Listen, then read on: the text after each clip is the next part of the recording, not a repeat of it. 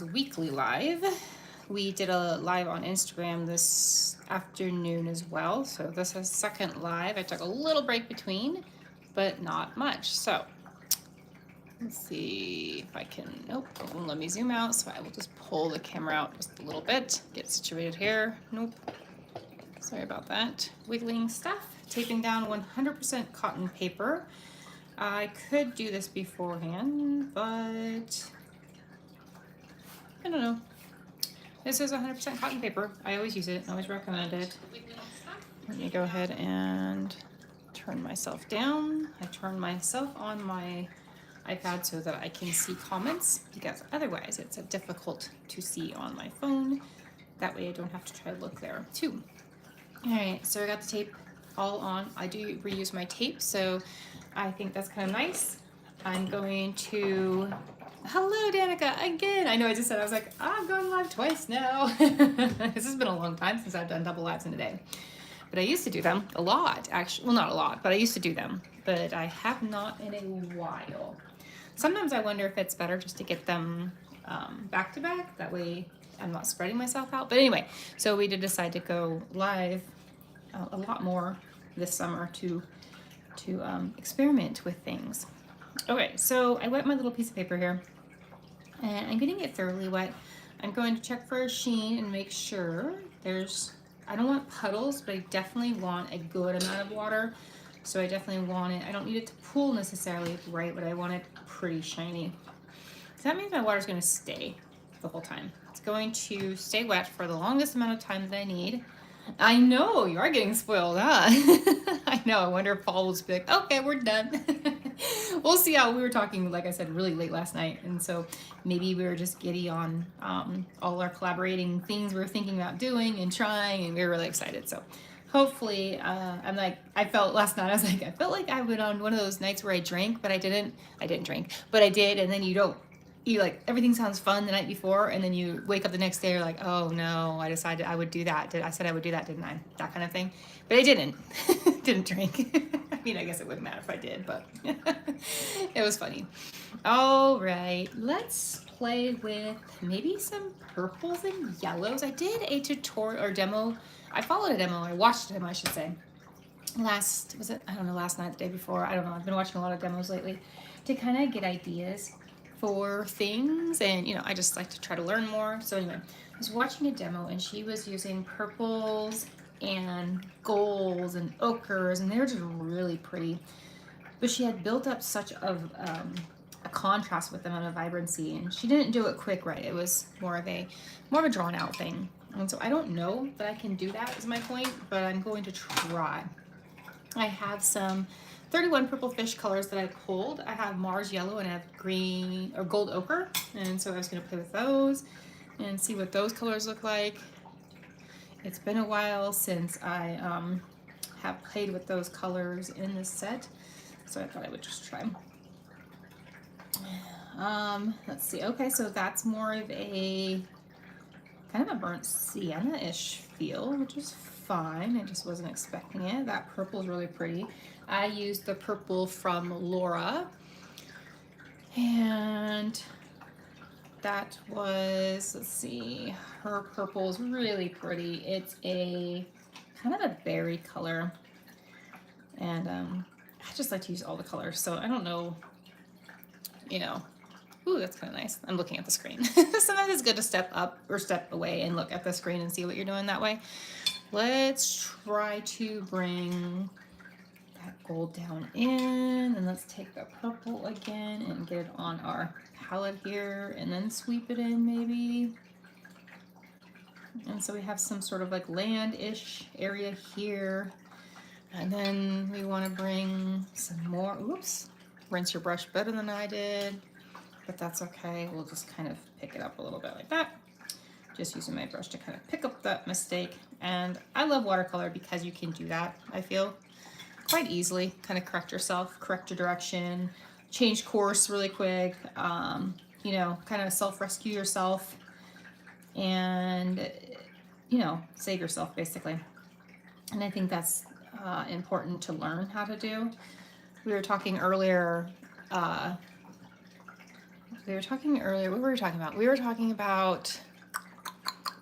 Danica, what were we talking about when I kept asking about? I don't even remember now. My train of thought gets so lost in these. It's hard to focus and it's hard to kind of really remember what I'm thinking. Thank you. I never know what I'm going to paint, honestly, when I go into these. I just kind of think, let's just get some color down and see where it takes me and see what happens, because I'm an intuitive type artist, which means I really don't know what I'm going to paint. I just like to try things until something works. And sometimes it doesn't, and that's okay, I think. I think part of the fun of art for me is the exploration. I think what I did not like about art when I was younger is that the expectations, right? And the thought that everything has to look and be a certain way, right? It has to match something. It has to look realistic. It has to have the right perspective, the right shadows, the right angles, and that just wasn't me. It just didn't come natural to me. It didn't come through learning, teachings, nothing. So for me, once I found this sort of really loose style of watercolor, it was a game changer, big time game changer. I never knew that such thing could exist or did exist, and I just didn't know that it was so accessible to everybody. Hello, Shauna. Hello. Yeah, so I didn't know watercolor. I literally didn't know watercolor was that accessible. I thought you had to be some sort of talented person, right? Like a really talent. Like you had to have some natural talent, and you don't. You can just paint for the heck of it. You can paint because you enjoy playing with the colors. You can paint because you like to watch the colors move. You know, I don't know. You can paint stripes and circles and just things. It doesn't have to be anything particular or perfect or even remotely resembling anything. It's a fairy tale land. It's a fantasy land, right? It's just make up stuff that you like to paint and do. Okay, enough about mine. Okay, so these are going to be shorter too. I've kept these to about, I think under 30 minutes or so. So we'll see if we can also stick with that today. And I like to do that because I think that a lot of people say they don't have time to do this kind of stuff, right? Oh, I don't have time, I have enough going on my day. But most of us have 15 to 30 minutes, even 10 minutes. If you set yourself up, if you leave your art stuff set up, if you have a little station or each morning or whatever it is, you after work, maybe you set out your stuff on the table so you're ready to go. And I feel that's just, an easy invitation. While you're waiting for the pasta water to boil or whatever, you could do it, And so that's kind of the way I like to look at that and try to encourage people to be able to do that. And right now I'm still just using yellows and purples and mixing them and letting them do their thing together and seeing what happens, and trying not to overthink it and trying not to really plan too much, trying not to put any pressure on myself to do something specific. And I think that takes a lot of the pressure off in general, especially if you are somebody who likes to get everything perfect. Like for instance, when I do knitting or embroidering or sewing, if I don't get it perfect, I will take every single thing apart, right? And I will do it over and over again, over and over and over until I get it right. And I don't have to I don't feel the need to do that with watercolor. I feel the need to keep working on it until I get to a satisfactory spot. But I don't take the paper and literally just start over when it's not going my way. And it's funny because so many people have told me, oh my gosh, I just threw that away or I crumpled it up or whatever. I've one time, and I just wanted to see what it felt like. I did crumple one up one time. And then I was like, I don't like this feeling. This isn't me. And so I've never done it again. I don't know how many years ago that was. It was a long time ago. In this portion of my life, maybe in my earlier life, I might have done something like that. I don't remember. But I just believe that we should keep going, and maybe you could take a break if something's not working out how you want it to, but I feel that pushing ourselves and keep trying is key here. I know it's not for everybody, and it doesn't have to be, but I feel strongly about it, and I really do think it could be beneficial. Okay, I am switching from around size 4-ish something or other, I think that might be, to a rigger. A rigger is just like a liner, but a very, very skinny brush. And so I can get very, very fine details with this brush. So I'm taking my purple over off screen where you can't see because of YouTube's setup format. So you can't see what I'm doing over there. But that's okay, because I feel mixing colors is a very personal thing, and you have to learn how to do it, and so that you can learn how it works for yourself, right? I feel it's one of those things I think I got on the soapbox earlier about, but I feel strongly about it. I feel that that's what we were talking about. That's what it was. Earlier we were talking in the other chat and the other live about color mixing and how a lot of tutorials will tell you what color to use, right? Exactly what color. And I know that's super helpful. I totally get it. It is helpful. I've done it. It's just hard though when you're a beginner and you're trying to buy all these colors, right? And everybody's colors are so wildly different, right? 30 different blues, 14 purples, right? There's just so many different colors. And they're calling these very specific colors. And you're like, well, wow, okay, I can't make that unless I have this color, right? And when you're learning, you do want to replicate things often, right? Because you're trying to replicate it and see if you can do the style. You don't have the comfortability or the adaptability to take it and make it your own quite yet. Hello, Virginia. I was continuing the conversation from earlier about also those two shimmer colors, Willow and Alvin speaking. Oh, yes, I know. How did you know? Do you know? I think they are. I think this is out. Yep. You're so good. Yes, right there. Dang. Okay, that's impressive. You called it. And so that's what I was going to lean into also. Okay, so in the beginning it's scary because it's overwhelming, right? And there's so many colors, you don't know what to choose. And some of them are similar, right? You don't need every single cobalt and every single phthalo. Anyway, there's all these colors, right? And different makers make different shades of them and hues of them. And then there's real pigments versus hues, which are made up, not natural ones. Anyway, so there's all these things, right? And then you finally get to a space where you're like, okay, I've got a lot, I'm comfortable, right? And that's when you start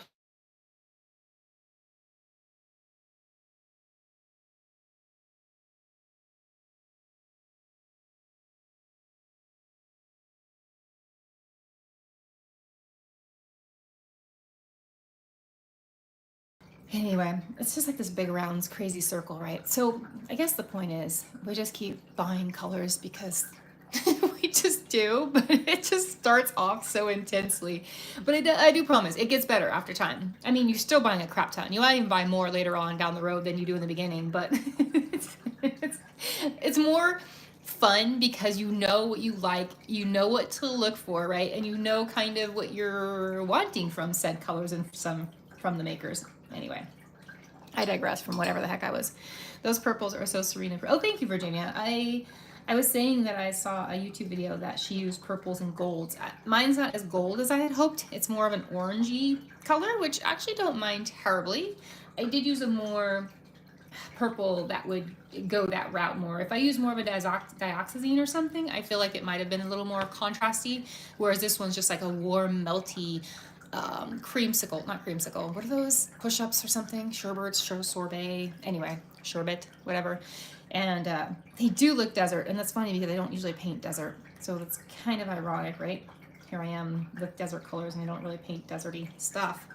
If I was good at cacti, I would just stick a cacti in there. It is not my style, and I am not good at cacti, and I'm not painting cacti. Speaking of dioxazine, I'm gonna go ahead and grab some, and I'm gonna mix it in. So far I have only used gold ochre, Mars yellow, and Laura's black raspberry, which is a really pretty purple if you need a new purple-y blue kind of rose of ultramarine feel, but deeper and more rich. I feel if you needed a color like that, that would be a color I would recommend too. If you just wanted something really pretty. Here, let me show you what it looks like without. It's this one right here. Can you see a little bit? I know this is a tiny swatch. This is just my color map, so I know what is in my palette that I'm looking at. So the way I do color maps, if you don't know, which most of you probably do, I literally make them the same size as my palette so that it's very easy to know what's what and where's what. And I don't have this labeled yet. The only reason is because I've changed this one so many times that this is what I ended up taking to DR with me. So that's why I have that one. Sorry, what's the name again? Dog Distract Me. Oh, no worries. I don't think I have seen that one. Danica, you need that one. It's really pretty. Virginia, it is called Black. What did I say? Black Raspberry? I don't know what I said now. Let me grab it again. Black Raspberry. And it is, I think it's a mix, so she's not going to do, whoa, sorry. I'm trying to read what she calls it on the side. Because she puts the name of it. Nope, not this one. She'll often put the cutesy name, and then she'll put the, you know, the actual name. But since it's I think it has 2 pigments, it's not going to be labeled as such. All right, but my point was I was going to grab some more purple. I grabbed the wrong color. I grabbed, oh, nope, didn't grab, I don't know what I grabbed there. I think I grabbed an indigo, maybe?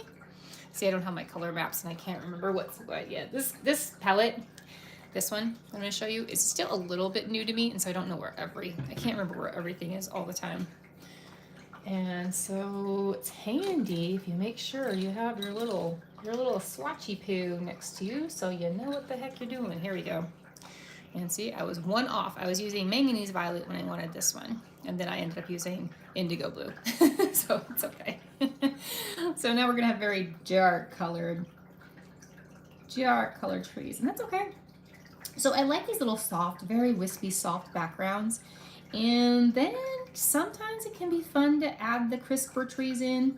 I don't always lately. I kind of like to leave the soft background, but then it sometimes also feels a little naked. So I am going to add some of these trees in right now to see what we think. And I don't know, just because I felt like it needed some contrast, so the trees could be nice and dark and have this like fantasy, you know, really soft world. And then we have these dark trees, which, you know, kind of our rude awakening, which, you know, kind of goes right hand in hand with life sometimes. Right? Oh, it's funny because all throughout the day, I look forward to certain parts of my day, right? So I really look forward to my evenings where it's quiet and the kids are not there. And then I also look forward to my mornings. I look forward to laying down with my kids at night. And then I look forward to getting in bed and reading. But it's like it's kind of like a little treat every day that we get all these things and we get to do, you know, I mean, I guess me especially, since I don't work outside of the home necessarily. So I do get the privilege of, you know, kind of making sure curating that a little easier sometimes. But I get caught up also in, you know, helping here and being here and doing all the things that require a page to, you know, run. There's lots of those other things behind the scenes that can be a lot, you know, because we're also, you know, all of us that do this are, you know, usually doing a YouTube as, you know, or on YouTube, I'm sorry, Instagram and a Facebook and, you know, Kara, whatever the heck the new one is, and then Patreon, and so it's hard to decide where to pour and how to pour, right? Pouring ourselves into, what do we pour ourselves into more? What needs me the most? And then, you know, not even talking about my family, right? They're getting older where the kids kind of have been doing a lot on their own. They cook all of our dinners for us. I know, right, Virginia? I don't sleep enough. I need to. I should prioritize that better. I should also prioritize my family better because that's gonna be done before I know it. And then I'm gonna be super sad because all I'll have left is this watercolor stuff, right? They'll be gone, and you know, my husband and I are stuck at staring at each other for the rest of our lives. And then what do we do? And we're very two separate people. We're not the type, like, you know, we don't want to do everything together when we officially retire or whatever. And he retires. It's not, I'm not like that. I don't need that. You know, I have a lot of my own stuff going, and he prefers that as well. Right. So yeah, it'll be interesting to see what we end up doing with our own selves and how we adapt to that. Very interesting. But yeah, we're both it's probably not the greatest thing, right? We haven't really hung out much because once we had the kids, we didn't have family, we didn't have babysitter. We've never had a babysitter in their lives. And so we don't really, you know, we probably don't connect as much as we should in that way. But in the other way, I mean, it works for us for now, so it's hard to It's hard to be like, well, you know, you just, I don't know. We're not, what do you call it, textbook, I guess, or not super traditionalist in that sense too.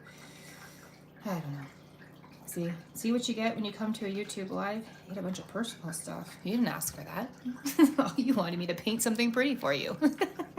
Just paint the Amber. What are you even talking about? Don't even need you to talk. Just turn on some music so we can paint. Oh, I do make myself laugh. At least there's that, right? Wait, what I'm doing is I'm just trying to blur these bottoms of these out. I let them get a little harsh. I don't love that. And so I'm trying to find the right brush. Didn't ask for it, but always here for it. That's awesome. I love it. Thank you, Danica. Oh, always offering more up, right? It just feels, art is a personal thing, right? And so I feel like it just kind of overlaps and life overlaps and I don't know. So I used to follow some people on, or not used to, I still probably do, YouTube and all the other places, right? Used to do, I still do a ton of demos, a ton of tutorials. I do them, right? I make them and I do them. And so I love watching them. And so or YouTube, yoga, that's it too. I have some yoga teachers that I don't know anything about because they never slip in little bits of their lives. But I love when they do, even if it's just the tiniest little snippet. So I guess that's probably where I get that from. Also, I know I repeat this as well, but I was in hospitality for many, many years. So, to find that connection with people and to be able to small talk and just kind of throw things out there and maybe get bits back from you, I think that is part that's just, ingrained in my way, in my way of being. And so that's probably where that comes from too. So I guess that's why you get what you get with me. And sometimes it's maybe a spoonful more than you wanted, or maybe not. I don't know. But I think most of you that have been around kind of already know that, and so it's not a huge surprise to anybody, I feel. Oh, there's my purple that I wanted. Okay, so I'm just mixing some more of this color off screen, just not purposely, it just happens to be off screen because, again, YouTube formats, it recommends going vertical like this, yet it's funny because YouTube supports the horizontal, right? Like all the videos are horizontal, so I don't know why it does that. Oh, thank you. Thank you, thank you, thank you. That's kind of you. I often don't know what I'm doing, so I'm not an expert by all means at all. Never, ever, ever will I claim to be that. I just really like to have fun with color, and I think that everybody can do it if you wanted to. I started off with Prang watercolors, basically equivalent to, very close to a Crayola type paint. And I just think you can use anything. The most important thing is the paper, so have the decent paper, if anything, if you're just starting out. And I do save these live, so that's often why I will say things that maybe don't pertain to us, but also that I want other people to hear if they're rewatching it later or whatnot. And so paper is the most important thing. Before anything else, even before brushes, before paints, it's just so important that you get decent paper because the way the watercolor works and the paints work on the watercolor paper, that's all part of the magic, right? It goes hand in hand. The way the water sits, the way the water absorbs, settles into the grooves of the paper, it'll just save you so much stress. And I was that frugal person that didn't want to buy the nice paper. Boy, do I regret that. You just gotta buy the nice paper. Just buy the nice paper. So if you do these trees back here, a little darker than you want, right? You want them to be lighter because you want them to push back. What I do is I take a cloth and I just, boop, right? Fade them out a little bit. And then they kind of start to drift back into the distance a little more. And that's really all you want, is them to kind of just push back a little bit. All right, so often what I do when I'm about done, I stand up and I look at it. It's not my favorite piece, but you know what, let's do one more tree or two right, I'm gonna show you right where I want it, right in this spot. I grabbed some Dioxazine purple, I grabbed some indigo, I grabbed a little of that manganese violet, manganese, I'm not even sure how to say that, I think it's manganese. And then I'm also gonna grab some of that black raspberry that we've been using since the beginning. And I'm going to maybe touch a little bit of Payne's gray in there because it's not actually as dark as I want it to be. I want it to be pretty dark. These trees in the front, foreground, the front, are going to be the darkest ones because those are the ones that are going to be the most crisp, the most clear. As you look at a scenery or landscape from beginning to way back, if you look at those mountains way behind or whatever's way farthest away from you, it's in kind of a muted grayish color, right? It's not the colors after the atmosphere has passed by or whatever. I don't know what I'm saying, but you know what I mean. It just diffuses and colors lose their vibrancy. Not vibrancy, but they just lose. Okay. Anyway, amber stop. Okay, here we go. I'm gonna stick a tree right here. A nice, thick and contrasting tree with lots of detail, right? I'm not gonna blur it out as much. I'm gonna leave more of these crisp lines and just do it really fast and really loose. That's what works for me. Try all your brushes for trees. There is no one magic tree brush. Let's go ahead. We have 3, 4, 5, 6. We have 6 trees. So let's give it one more because an even number just can't do it. Gotta make it an odd number. Otherwise it just fills off. So here we go. All right. We've got you in there, little tree. All right. Okay, look at that. Woohoo! And we are at 26 minutes. Let's give little twigs over here. Maybe a little twisted one. They don't have to be perfect, right? Maybe a little going different directions. This isn't the best brush for that. That's okay as well. Since we have those dark things, we'll just do a little dark one here too. And then maybe a few by this tree. Oh, this is not the good brush for that. Hold that thought. Oh, of course, Virginia. Thanks for being here. Thanks. I wish I could be Bob Ross. Can I channel my inner Bob Ross? I often have happy accents, so I often will do that. Okay, so let's do another one right here just because it's odds better. And then we can take our brush one more time, get most of the water off. Just maybe smear just the base of these little weed piles because you want them to kind of blend, not float, right? So you just want to give them some grounding, some space to land on. All right, let's add our birds. Actually, let's dry real fast. I'm gonna mute you so you don't have to listen to the dryer go. I'll be right back.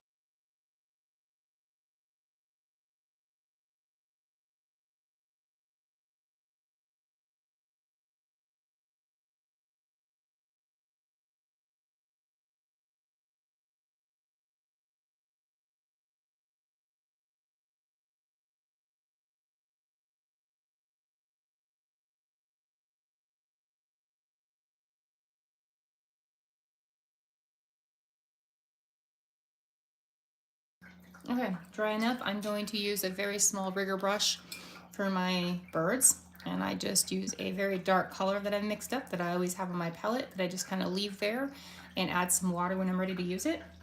I do dry off my brush on a towel like this so I don't get spots, water droplets on my piece, and I also don't want too much water. But I do want this water that I'm using for my birds to be pretty darn liquidy. You want it to be thinner than not, so you get these very light, wispy hints of birds, right? You don't want blobs. I've had plenty of blobs.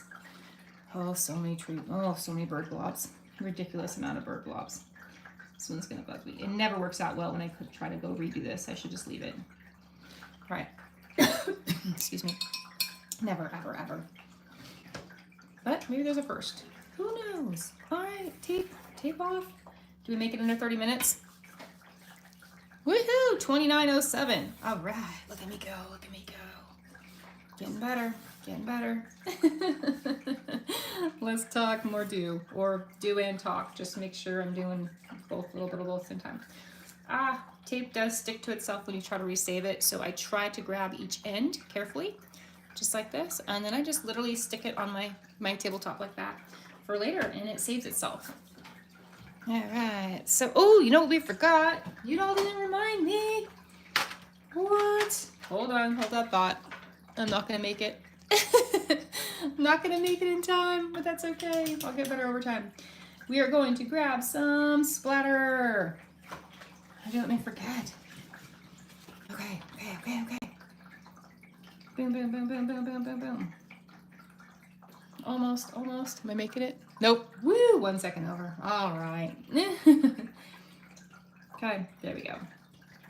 And yes, I could cover that strip of white back up if I wanted to, but I'm not super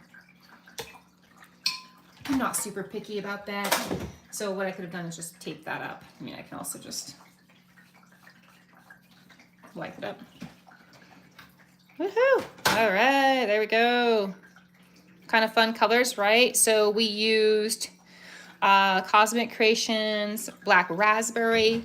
We used 31's Purple Fish, Golden Ochre. We used Mars Yellow. Then we used Masha's manganese violet, carbazole violet, and indigo blue, and a tiny bit of Payne's gray. And so I feel it's great to grab from different areas of different paint makers, right? You don't have to just stick with one if you don't want to. You can use what you have, what works for you. And I think that's the best thing about watercolors, that you can pull all these things that work for you. You don't have to use one set. You don't have to use one maker. Just do what makes you happy and brings you joy, and you know, use what you have. Really, use what you have. Don't go buy a ton until you are very ready. I'm clearly ready because I've kind of bought a ton. So have some of you here. So we're all in this. All right, I will see you next week, next Thursday. But better than that, I can see you tomorrow. So we are going live on Instagram tomorrow at 9 p.m. Pacific Daylight Standard Time. That's my time. That's West Coast time, Washington State. So if you're around, join us. If not, you can also find us Saturday, Sunday. We're just going daily. So come find us on Instagram. All right. Bye, y'all.